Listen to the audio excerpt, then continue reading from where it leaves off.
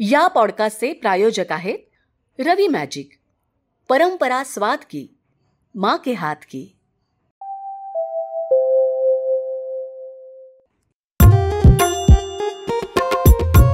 आणि ऐकलं का, मला मस्त खुसखुशीत पापड आणि लोणचं दे. आणते. आई मला टोमॅटो केचप दे. मला शेजवान चटणी दे. मला पण दे. आणते.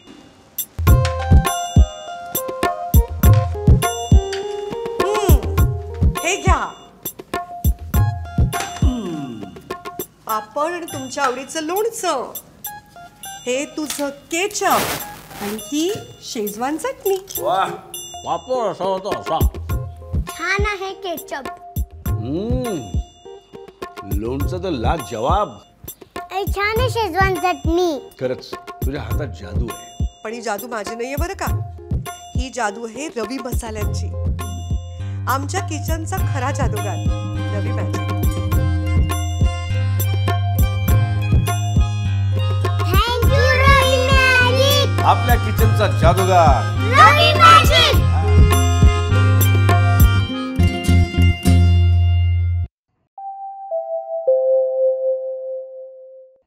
मुव्हिंग ॲस्पिरेशन्स भाग 2.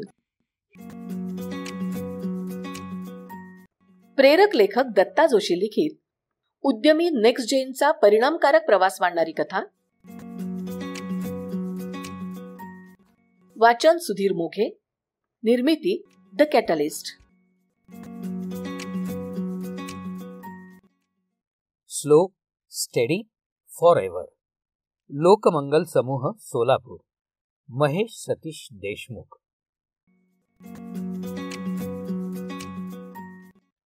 साखर कारखानदारी हा सहकार क्षेत्राशी पर्यायानं राजकारणाशी संबंधित विषय असा सर्वसाधारण समज असतो. पण खाजगी कारखानदारी यशस्वीपणे कार्यरत असते आणि महेश देशमुख यांच्यासारखा अमेरिकेतून उच्च शिक्षण घेऊन परतलेला केमिकल इंजिनियर कारखान्यांचा व्याप सांभाळू लागतो तेव्हा कारखानदारीच्या जुन्या प्रतिमा ढासळू लागतात. तिथं साखर, इथेनॉल, कोजनरेशन सोबतच डायमिथाइल इथर, BOD COD reduction, carbon footprint अशा प्रोसेस आणि IOCL, NCL सोबतची कामंही दिसायला लागतात. उद्योगाची पायाभरणी. धाराशिव जिल्ह्यातल्या पोहनेर इथल्या देशमुख परिवारातले पतिपत्नी शिक्षक म्हणून कार्यरत होते. बदली होऊन ते बार्शी तालुक्यातल्या वडाळा इथं स्थायिक झाले आणि सुभाष आणि सतीश ही त्यांची मुलं तिथेच लहानाची मोठी झाली. 1970-80च्या दशकात धाकटे सुभाष कनिष्ठ महाविद्यालयातल्या शिक्षणानंतर उपजीविकेच्या शोधात बाहेर पडले आणि त्यांनी सार्वजनिक बांधकाम विभागासोबत कॉन्ट्रॅक्टरशिप सुरू केली. मोठे सतीश BA झाले. ते सोलापुरात आपल्या भावासोबतच काम करू लागले. तोवर सोलापुरात सुभाष देशमुख यांची SD & कंपनी या नावानं कंपनी कार्यरत झाली होती. त्याची सुरुवात PWDची कामं करत झाली आणि त्यानंतर समाजसेवेचा वसा घेत विविध संस्थांची स्थापना करण्यास प्रारंभ झाला होता. याच काळात लोकमंगल हे नामाभिधान या ग्रुपला प्राप्त झालं आणि त्याद्वारे विविध कामं सुरू झाली. महाराष्ट्रात खाजगी साखर कारखान्यांना परवानगी देण्याचा निर्णय केंद्र सरकारनं ऑगस्ट 1998 मध्ये घेतला. त्या अंतर्गत राज्यातला दुसरा खाजगी साखर कारखाना लोकमंगल ॲग्रो इंडस्ट्रीज लिमिटेड या नावानं उत्तर सोलापूरमध्ये BB दारफळ इथे सन 2000 मध्ये सुरू झाला. केवळ 6 महिने 6 दिवसात उभारणी पूर्ण करून कार्यरत झालेला जगातला पहिला कारखाना असा लिम्का बुक ऑफ वर्ल्ड रेकॉर्डमध्ये नोंदवलेला विक्रम याच कारखान्यानं रचला. आपल्या बंधूंच्या सोबत सोलापुरात आलेल्या सतीश देशमुख यांनी लोकमंगल समूहामधील एक संस्थेच्या उभारणीत हातभार लावला. ते प्रामुख्यानं पडद्यामागची सूत्र सांभाळत असत. अशी मोठी कामं उभी करत असताना एकीकडे जनसंपर्क, जनसंवाद आवश्यक असतो. तो सुभाष देशमुख सांभाळत आणि पडद्यामागील यंत्रणा, रचना, शासकीय व्यवस्थेशी समन्वय आदींची आघाडी सतीश देशमुख यांच्याकडे असे. लोकमंगल ग्रुपमध्ये आज घडीला बँक, पतसंस्था, multi state society, bio fertilisers, agricultural college आणि 3 साखर कारखाने आणि त्याला जोडून असलेले इथेनॉल, वीज निर्मिती आणि मसाले हे जोड उद्योग असा उद्यम विस्तार आहे. कामकाजाचं सुलभीकरण आणि समायोजन करताना या ग्रुपनं काही निर्णय घेतले आणि त्यानुसार यामधील 3 साखर कारखाने आणि त्याचे जोड उद्योग ही आघाडी सतीश देशमुख यांचे पुत्र महेश हे सांभाळतात. दैनंदिन 15,000 टन गाळप क्षमता, दररोज 70 मेगावॅट वीज निर्मिती, दररोज 2 लाख लिटर इथेनॉल निर्मिती आणि दररोज 3 टन मसाले निर्मिती अशी उद्योगांची क्षमता आहे. कोरोना काळात सॅनिटायझरच्या निर्मितीतून वेगळ्या स्तरावरील देशसेवा करण्याची संधी लोकमंगलला मिळाली. त्यातून सामान्य नागरिकांना मोठा दिलासा मिळू शकला.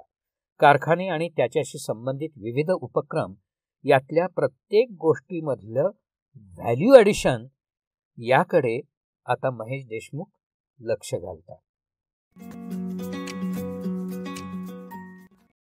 नेक्स्ट जेन उद्योजक महेश सतीश देशमुख यांचं योगदान.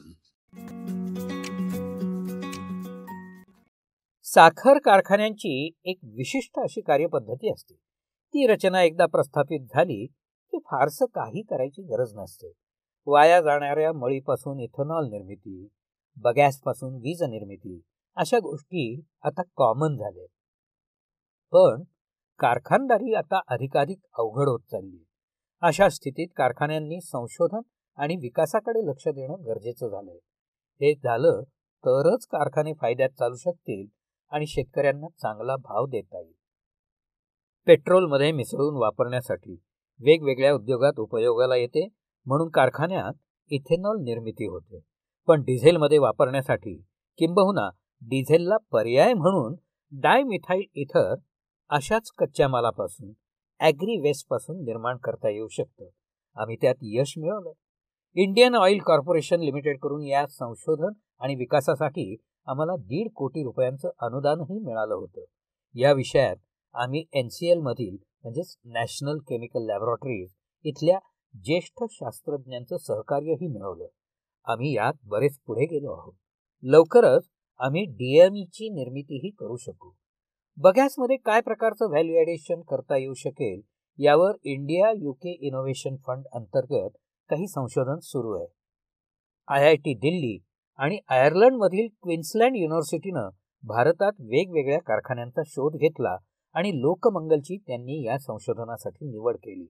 आम्ही सध्या त्यावर संशोधन करत आहोत. यातूनही काही चांगलं हाती येईल हे मात्र नक्की.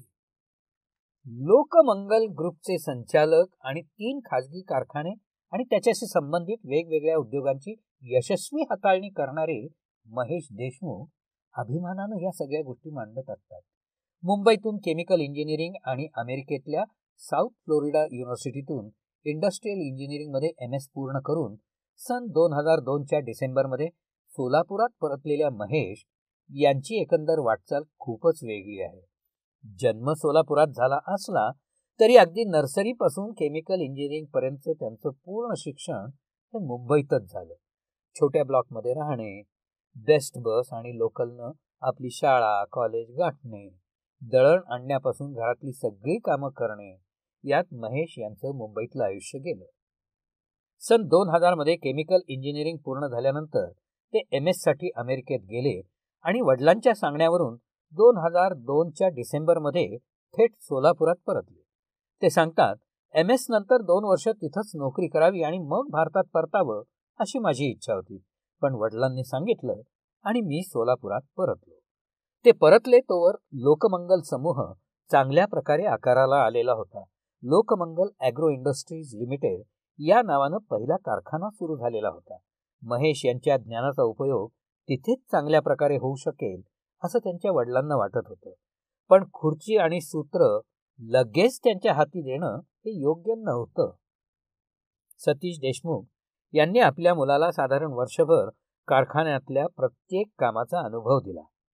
महेश सांगतात, मी मुंबई आणि अमेरिकेतच होतो त्यामुळे माझा चेहराही इथे कोणाला ठाऊक नव्हता. मी सामान्य कर्मचारी म्हणून कारखान्यात रुजू झालो.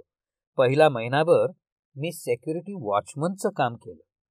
मी कारखान्याच्या बसनं कामगारांसोबत कारखान्यात येत असे. महिनाभर हे काम केल्यानंतर engineering, production, agri, sugar sale, purchase अशा वेगवेगळ्या प्रकारच्या खात्यामध्ये मी एक एक महिना अनुभव घेतला. महिनाभर हे काम केल्यानंतर engineering, production, agri, sugar sale, purchase अशा वेगवेगळ्या खात्यांमध्ये मी एक एक महिना अनुभव घेतला. या काळात खूप कमी जणांना मी सतीश देशमुख यांचा मुलगा आहे हे माहिती होतं. त्यातील एक दिवस तर वडिलांनी मला 100 रुपये रोजानं मजुरीसाठी पाठवलं. रस्ते तयार करताना रोड रोलर जात असतो तेव्हा त्याच्या लोखंडी चाकांना डांबर चिकटू नये म्हणून जाड कपडा पाण्यानं ओला करून घट्ट दाबून धरावा लागतो, ते काम मी केलं. सामान्य कामगार दररोज 100 रुपये कमावतो. महिन्याच्या 3000 रुपये कमाईत त्याचं आयुष्य तो कसं जगत असेल याची जाणीव व्हावी. पैसा कमवण्यासाठी सामान्य माणसाला किती कष्ट करावे लागतात हे मला कळावं, हा त्यामागचा हेतू होता. कष्टाला लाजायचं नाही आणि सामान्य माणसाचाही आत्माभिमान जपला पाहिजे, ही शिकवण माझ्या वडिलांनी मला दिली. अशा प्रकारे तावून सुलाखून निघाल्यानंतर त्यांच्याकडे ग्रुपचं उपाध्यक्षपद देण्यात आलं आणि बीबी दारफळच्या कारखान्याची जबाबदारीही त्यांच्यावर सोपवली गेली. पहिली 4 वर्ष त्यांनी कारखान्याच्या यशस्वी संचलनाची सूत्र समजून घेतली. तो अनुभव गाठीशी आला आणि मग दक्षिण सोलापूरमध्ये भांडारकवठे इथं लोकमंगल शुगर इथेनॉल अँड को जनरेशन इंडस्ट्रीज लिमिटेड हा दुसरा कारखाना 2007 मध्ये कार्यान्वित झाला. इथे प्रारंभी 3000 टन दैनंदिन गाळ क्षमता आणि 15 मेगावॅट वीज निर्मिती अशी क्षमता होती. 2011 मध्ये ती 6000 टन आणि 31 मेगावॅट अशी झाली. याच दरम्यान साखरेपासून मिळणाऱ्या उत्पन्नात व्हॅल्यू ॲडिशन करताना कारखान्यातली मळी विकण्यापेक्षा इथेनॉल प्लांट सुरू केला तर अधिक नफा मिळेल या विचारातून 2009 मध्ये बीबी दारफळच्या कारखान्यात इथेनॉल प्लांट सुरू झाला. कोरोना काळात इथे सॅनिटायझरची निर्मिती करून त्यांनी राष्ट्रीय कार्यात आपला सहभाग दिला. वीज निर्मितीच्या बाबतीत टाकाऊतून टिकाऊ हाच विचार होता.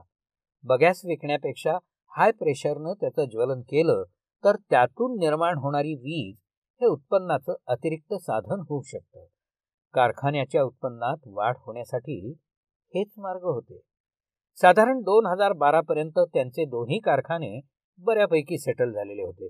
त्याच दरम्यान शेतकऱ्यांकडून नव्या कारखान्याची मागणी होऊ लागली. सोलापूर सोबतच धाराशिव जिल्ह्यातून होणाऱ्या या मागणीला न्याय देण्यासाठी खेड लोहारा इथे कारखाना उभारण्याचं ठरलं. लोकमंगल माऊली इंडस्ट्रीज लिमिटेड या नावानं 2013 मध्ये उभा राहिलेला हा कारखाना माकणी धरणाच्या जवळच आहे. सोलापूरच्या तुलनेत या भागात शेतकऱ्यांना चांगलं पाणी उपलब्ध होतं. त्यामुळे सोलापूरच्या कार्यक्षेत्रात ऊसाची 265 ही व्हरायटी लावली जात असे आणि धाराशिव जिल्ह्यात 86032 ही व्हरायटी लावण्यात आली. त्याचा उतारा जास्त आहे. या कारखान्यात सुरुवातीपासूनच प्रतिदिन 6000 टन गाळप आणि 30 मेगावॅट विजेची निर्मिती सुरू झाली. ही झाली साखर कारखानदारीची रुटीन गोष्ट. आजकाल बहुतेक सगळीकडे अशाच प्रकारे काम होतं. मग त्यात महेश यांचं वेगळेपण काय? शेतकरी, कामगार आणि कर्मचारी हे या उद्योगाचे 3 आधारस्तंभ आहेत. यातील प्रत्येक वर्गासाठी सामाजिक जाणीवेतून काही ना काही योगदान देणं हा एक भाग आणि आपल्या शैक्षणिक गुणवत्तेच्या वापरातून कारखानदारी अधिकाधिक नफ्यात आणणं आणि त्याद्वारे या सर्व वर्गांना जास्तीत जास्त फायदा मिळवून देणं हा त्यातला दुसरा भाग होता. साखर कारखान्याचा व्यवहार साधारण 80% शेतकऱ्यांवरच अवलंबून असतो. त्या शेतकऱ्यांच्या हिताची जोपासना करणं, त्याला आपल्यासोबत जोडून ठेवणं हे कुठल्याही कारखान्यासाठी महत्त्वाचं असतं. शेतकऱ्याचं उत्पादन कसं वाढेल, कमी पाण्यात चांगलं उत्पन्न कसं मिळेल, त्याच्या अडचणी कशा सोडवता येतील, या प्रत्येक गोष्टीकडे महेश लक्ष देतात. कमी पाण्यात ऊस घेण्यासाठी ठिबक सिंचन संच पुरवणं, गरजेनुसार खतं, युरियाचा पुरवठा करणं हे सारं कारखान्याच्या माध्यमातून होतं आणि गाळपानंतर बिलं देताना ती रक्कम कापून घेतली जाते. यामुळे शेतकऱ्यांवर आर्थिक ताण येत नाही. ते शेतकऱ्यांना माती, पाणी परीक्षणासाठी प्रवृत्त करतात. दरवर्षी कारखान्याच्या वतीनं पुण्याच्या वसंतदादा शुगर इन्स्टिट्यूटला शेतकऱ्यांची सहल नेली जाते. तिथे त्यांना उत्पादकता वाढीचा मंत्र मिळतो. ठिकठिकाणी शेतकऱ्यांसाठी मेळावे आयोजित करून या विषयातल्या तज्ज्ञांना मार्गदर्शनासाठी बोलवलं जातं. सर्वसाधारणपणे एकरी 20 ते 25 टनांचा उतारा शेतकऱ्यांना मिळतो. या मार्गदर्शनानंतर शास्त्रशुद्ध पद्धतीनं काम केलं तर तो 50 टनांपर्यंत वाढू शकतो. काटेकोर काम झालं तिथं अगदी एकरी 100 टनांपर्यंत उत्पादन आलेलं आहे. शेतकऱ्यांची मानसिकता बदलणं हे अत्यंत अवघड काम असतं. त्यासाठी ते सतत प्रयत्नशील असतात. शेतकऱ्यांच्या मनात विश्वास निर्माण व्हावा, त्यांच्या पाण्याच्या अडचणी दूर व्हाव्यात, यासाठी आजवर कारखान्यानं विविध जलसंधारण योजनांसाठी 10 कोटींहून अधिक खर्चाची कामं केलेली असून परिसर सुजलाम सुफलाम केला आहे. आणि त्याची दखल केंद्रीय मंत्री नितीन गडकरी आणि उपमुख्यमंत्री देवेंद्र फडणवीस यांनी या कामांना प्रत्यक्ष भेट देऊन घेतली आहे. आपल्या कामगारांसाठी घरांची निर्मिती करण्याचं त्यांनी ठरवलं. यावेळी सतीश देशमुख यांच्याकडून एक सूचना आली. अनेक कामगारांचे वृद्ध आई वडील त्यांच्यासोबत राहतात. त्यांना चढणं उतरणं सोयीचं व्हावं म्हणून ग्राउंड+1 असेच फ्लॅट्स बांधायचं त्यांनी ठरवलं. वरचे मजले रद्द केले. महत्वाचं म्हणजे प्रत्येक फ्लॅटला आवर्जून बाल्कनी देण्यात आली. फ्लॅटमध्ये राहणाऱ्यांच्या आनंदाचा विचार कारखान्यानं प्राधान्यानं केला. 8 घरांचा एक ब्लॉक आणि प्रत्येक ब्लॉकमधून इतरांशी संवाद ही कल्पना तिथे प्रत्यक्षात उतरली. हा समाधानी कामगार त्यातून संस्थेशी एकनिष्ठ राहिला. कारखान्यांचा व्यवहार एका बाजूला शेतकऱ्यांवर अवलंबून असतो तर दुसरीकडे तो व्यापाऱ्यांशी जोडलेला असतो. महेश यांनी सूत्र हाती घेतली तेव्हा पारंपरिक पद्धतीनं काही मोठ्या व्यापाऱ्यांशीच त्यांचा व्यवहार चालत असे. ही विक्री व्यवस्था आपल्या हाती असेल तर कारखान्याचा नफा वाढवता येईल हे लक्षात घेत त्यांनी इन्स्टिट्यूशनल सेल वाढवण्याचं ठरवलं. वेगवेगळ्या कॉर्पोरेट कंपन्या, पेप्सी, कोला, ITC, कॅडबरी यासारख्या बहुराष्ट्रीय कंपन्या यांच्याशी व्यवहार जोडण्यासाठी त्यांनी प्रयत्न केले आणि त्यात त्यांना यशही आलं. या दरम्यानचा एक चांगला अनुभव ते आवर्जून सांगतात. आम्ही या बड्या MNC सोबत व्यवहार करण्याचं ठरवलं तेव्हा त्यांनी आमच्या उत्पादनाच्या गुणवत्तेबरोबरच आमचा कारखाना, तिथल्या सोयी सुविधा, इथे जपलं जाणारं हायजीन या 3 गोष्टींची 3 स्तरीय चाचणी घेतली. संबंधित कंपनीचे अधिकारी आणि थर्ड पार्टी ऑडिटर यांच्या माध्यमातून सोशल ऑडिट आलं आणि 3 वर्षांच्या मेहनतीनंतर नवे क्लायंटही जोडता आले. काही काळ आम्ही फ्युचर ट्रेडिंगमध्येही काम केलं. नंतर त्यावर यंत्रणेची बंधनं आली आणि आम्ही तो व्यवहार थांबवला.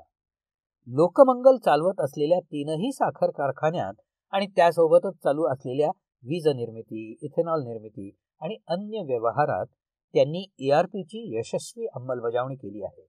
यामुळे व्यवहारात आणि प्रणालीत सुसूत्रता आली. पुन्हा पुन्हा एकच काम करणं टळलं आणि सगळ्यात महत्वाचं म्हणजे सर्व नियंत्रण त्यांच्या मुख्यालयातून करता येऊ लागलं. सर्व कारखाने मध्यवर्ती मुख्यालयाशी जोडलेले आहेत. सगळे व्यवहार तिथूनच हाताळले जातात. कारखान्यात फक्त टेक्निकल टीम काम करते. इकडून मेलवर रिसिट्स जातात आणि त्यानुसार तिथून थेट डिस्पॅच होतं. कारखान्यांमधल्या अन्य कर्मचाऱ्यांची गर्दी कमी झाली आणि आवश्यक तेवढ्या स्टाफमध्ये सर्व कामं नियंत्रित करता आली. शिक्षणामुळे ज्ञानाची क्षितिज रुंदावतात. जगातले नवे प्रयोग कळतात. मोठमोठ्या कंपन्यांसोबत काम करताना तिथल्या सिस्टीम्स पाहताना आपण नकळत त्याचं अनुकरण करू लागतो आणि त्यातून काही नव्या गोष्टी घडवता येतात हे त्यांचं निरीक्षण आहे. काळ वेगानं बदलतो आहे. जग हळूहळू सेंद्रिय शेतीकडे, नैसर्गिक शेतीकडे वळतंय. आपला शेतकरीही तिकडे वळावा यासाठी ते प्रयत्नरत आहेत. हे सारं रात्रीतून होणार नाहीये हे त्यांना माहिती आहे. त्यासाठी काही वेळ जाऊ द्यावा लागेल. शेतकऱ्यांना या गोष्टींची खात्री पटवावी लागेल. हेही ते मान्य करतात. ते याविषयी सांगतात की रसायनमुक्त शेतीसाठी आम्ही प्रयत्न करतो आहोत. शेतकऱ्यांचा फायदा केवळ भाव वाढवूनच करता येत नाही तर त्यांचे खर्च कमी करूनही करता येतो. आज खतं, कीटकनाशकांवर खूप मोठा खर्च होत असतो. तो खर्च कमी झाला आणि उत्पादन कायम राहिलं तर त्यांचा नफा आपोआपच वाढणार आहे. पण हे पाऊल टप्प्याटप्प्यानं उचललं जावं असं आमचं नियोजन आहे. रिजनरेटिव्ह ॲग्रिकल्चर म्हणजेच ताक ढेंच्या वाढवून त्याचंच खत करून तिथेच गाई म्हशी चारून आणि नियमित मशागतीपासून मुक्त शेती करण्याचाही आमचा प्रयत्न आहे. परदेशात आता कार्बन क्रेडिटवर भर दिला जातोय. रसायनमुक्त आणि रिजनरेटिव्ह प्रॅक्टिसेसमधले प्रयोग GIIS द्वारे नोंदवून त्या माध्यमातून शेतकऱ्यांना कार्बन क्रेडिटद्वारे एकरी वार्षिक 5,000 रुपये मिळवून देता येतात. उपग्रहाच्या माध्यमातून आर्द्रता आणि उत्सर्जन या दोन्ही गोष्टींवर लक्ष ठेवता येतं. त्यातून निर्माण झालेलं कार्बन क्रेडिट बहुराष्ट्रीय कंपन्या खरेदी करतात आणि फायदा आपल्या शेतकऱ्यांचा होऊ शकतो. लोकमंगलनं फेअर ट्रेड सर्टिफिकेशन मिळवलंय. हे प्रमाणपत्र व्यवहारातली सचोटी पारखून आंतरराष्ट्रीय संस्थेकडून मिळतं. यामुळे निर्यात होणाऱ्या साखरेत दर किलो मागे काही रक्कम कारखान्याला मिळते. मिळणारी ही रक्कम शेतकरी सहकारी संस्थांच्या माध्यमातून शेतकरी कल्याणासाठीच वापरली जाते. आरो प्लांट, सोलार लाईट, दुधाचे कॅन, सेंद्रिय खते अशा वेगवेगळ्या कारणांसाठी ही रक्कम खर्च केली जाते आणि तीही शेतकऱ्यांच्या मतानुसारच. कुठलेही चांगले बदल करताना आपण त्यातले पहिले अंमलबजावणीदार असावं असा त्यांचा प्रयत्न असतो. संशोधन विकासावर त्यांचा भर असतो. सांडपाणी प्रक्रियेतून तिथं दररोज सुमारे 10 लाख लिटर पाण्याचा पुनर्वापर होतो. असे अनेकविध उपक्रम इथे चालतात. हे सारं सुखद चित्र आहे, पण भविष्यातलं मोठं आव्हान आहे ते कामाचे दिवस वाढवण्याचं. पूर्वी 180 दिवसांचा असलेला सीझन आता 100 दिवसातच संपतो. वर्षातले उरलेले 265 दिवस ही सगळी यंत्रणा धूळ खात पडलेली असते. माणसं तुलनेत मोकळी असतात आणि खर्च मात्र चालूच असतो. अशा स्थितीत जास्तीत जास्त उत्पादकतेसाठी अधिकाधिक दिवस कारखाना कार्यान्वित राहणं गरजेचं ठरणार आहे आणि याच दृष्टीनं ते प्रयत्न करतायत. महेश यांच्या या कार्याचा गौरव मराठा उद्योजक संघटना पुणे यांनी एंटरप्रेन्योर ऑफ द इयर या पुरस्कारानं केला. इंडियन शुगर मिल्स असोसिएशन ही साखर कारखानदारीतली अग्रगण्य संस्था आणि western Indian sugar mills association Pune या दोन्ही संस्थांच्या कार्यकारी मंडळात महेश यांना स्थान देण्यात आलेलं आहे. महेश यांची पत्नी सौ अबोली या मेकॅनिकल इंजिनियर आहेत. त्या घरची आघाडी सांभाळतात. मुंबईत अगदी सामान्य स्थितीत संसार करणारी आई, कष्टाला महत्त्व देणारे वडील हा महेश यांच्या समोरचा आदर्श आहे. सामान्य शेतकऱ्यांसाठी काम करताना आपले आई वडील डोळ्यासमोर ठेवून आपण कार्यरत असतो असं ते सांगतात. आणि तेव्हा त्यांच्यातल्या समाजभिमुखतेची पाळमुळं आपल्याला सापडू लागतात. नव्या पिढीच्या उद्योजकीय वाटचालीची ही कथा तुम्हाला कशी वाटली? नक्कीच आवडली असेल. अशी आणखी काही प्रेरक उदाहरणं ऐकायची असतील तर दत्ता जोशी लिखित मुव्हिंग एस्पिरेशन्स या मालिकेच्या पहिल्या आणि दुसऱ्या भागातील अनेक नेक्स्ट जेन कथा तुम्ही अवश्य ऐकू शकता. हे प्रेरणादायी साहित्य पॉडकास्ट स्वरूपात निःशुल्क उपलब्ध आहे. मराठी आणि इंग्रजीतील ही पुस्तके हवी असतील तर त्याचा तपशील या पॉडकास्ट समवेतच्या डिस्क्रिप्शन मध्ये दिला आहे. बाई लाडका लाडका रवी मसाला लाडका या गया सयानो देऊ भाजीला तडका. कारभारने अगं तू फक्त लक्ष्मी नाही गृहलक्ष्मी आहेस. कशी आहे? अव तुम्ही नथ केली, बांगड्या केल्या, पैंजण केलं, पण खरा दागिना तो मागेच ठेवला. खरा दागिना? हो खरा दागिना. माझा लाडका रवी मसाले यांचा प्रीमियम A1 कांदा लसूण मसाला. कारभारने मग सरळ ऑल इन वन म्हण की तुझी आवड ती माझी आवड. रवी मसाले यांचा A1 कांदा लसूण मसाला. भाजी कोणची बी असू द्या, मसाला फक्त एकच. रवी मसाले यांचा प्रीमियम A1 कांदा लसूण मसाला. टेस्टी मिसळ, बेस्ट उसळ, चटकदार भेंडी, चवदार वांगी, दाल तडक्याची मस्त मेजवानी.